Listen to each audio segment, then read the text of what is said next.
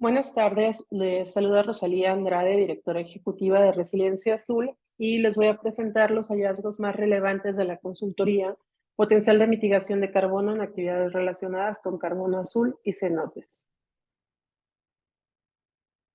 Esta consultoría fue posible gracias al consorcio entre la UNAM ENES, Resiliencia Azul y la Fundación Mexicana para el Océano, AC. Tuvimos como objetivo medir el potencial de mitigación de emisiones de dióxido de carbono equivalente como resultado de las actividades del proyecto Acción, que buscan mejorar la conservación y la restauración de los ecosistemas que secuestran carbono azul, como son manglares, pastos marinos y otros humedales, además de cenotes en la franja de transición costera de la península de Yucatán. El desarrollo del estudio fue en el área buffer del proyecto Acción, que son 20 kilómetros de la zona costera. Entre nuestros principales hallazgos encontramos la superficie total para la península de Yucatán de 531,000 hectáreas, con 531,781 hectáreas, de las cuales el estado de Quintana Roo es el que alberga mayor superficie, y encontramos una superficie perturbada para los tres estados de 3,162 hectáreas. En estas gráficas podemos observar las superficies de manglares que se encuentran dentro de un área natural protegida para los tres estados y las que se encuentran fuera de un área natural protegida. De igual manera, podemos observar el manglar perturbado en los tres estados, tanto en una categoría de protección como fuera de esta categoría de protección.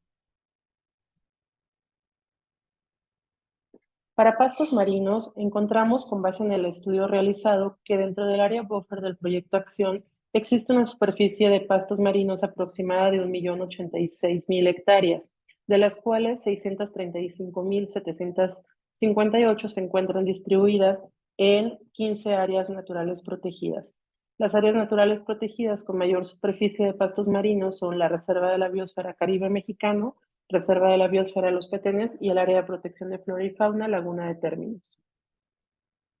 Otros humedales fueron estudiados para conocer su superficie, encontrando que los tres estados albergan una superficie de 412,040 hectáreas, en las cuales las áreas naturales protegidas que representan una mayor extensión son el Área de Protección de Flora y Fauna Laguna de Términos, las reservas de la biosfera Ciancán, Ría Celestún y Ría Lagartos.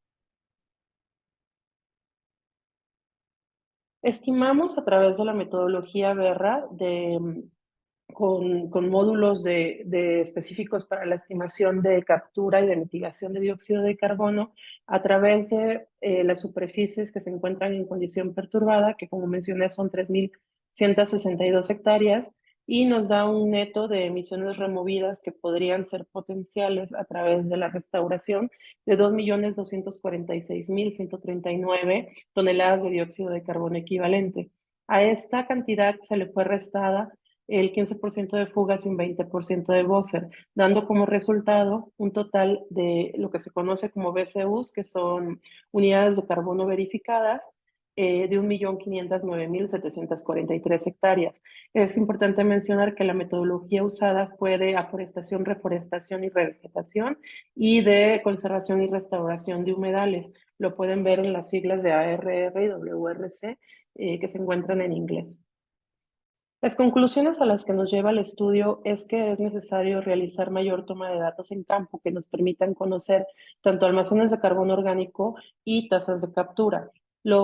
Los resultados obtenidos son estimaciones que llamamos ex ante, es decir, necesitamos mayor trabajo que nos amplíe la certidumbre de los análisis. También es necesario desarrollar un plan específico de restauración con un enfoque sostenible para los proyectos que proponga Acción, y la generación de créditos de carbono como resultado de restauración, tanto en ARR y WRC, son una alternativa financiera, mientras que intervenciones tipo reducción de emisiones por deforestación y degradación no resultaron viables en términos ambientales. Se recomienda utilizar y analizar aspectos de costo-eficiencia en un escenario de certificación de mercados de carbono voluntario. Les agradezco muchísimo.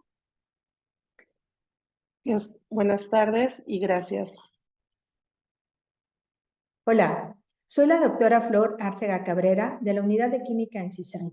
Y a continuación les presentaré los resultados obtenidos sobre el potencial de mitigación de carbono en actividades relacionadas con carbono azul y cenotes. Este trabajo se realizó con la colaboración de los doctores Iñaki Vadillo y Lucía Ojeda, así como la maestra en ciencias Marta Llamas del Grupo de Hidrología de la Universidad de Málaga,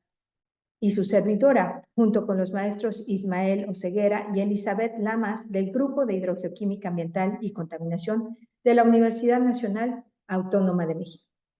El objetivo era medir el potencial de mitigación de emisiones de dióxido de carbono como resultado de actividades del proyecto Acción, para mejorar la conservación y la restauración de los ecosistemas que secuestran carbono azul y de los cenotes. Esto en la franja de transición costera de la península de Yucatán. Para lo anterior, se utilizó una metodología implementada en otros sistemas kársticos a nivel mundial y se planteó llevar a cabo el estudio en 6 cenotes de la Reserva Geohidrológica del Anillo de Cenotes. En dichos sitios se midieron una serie de parámetros que nos permitirían identificar el volumen de CO2 atmosférico capturado por la formación de carbono inorgánico disuelto, lo cual no tiene precedente en la región, dado que los pocos estudios en la zona se enfocan en la captura para formación de biomasa, cuando los cenotes tienen la capacidad de no solo fijar biológicamente, sino química y geológicamente también. De igual manera, se investigó la afectación que en su capacidad de captura pueden estar teniendo los cenotes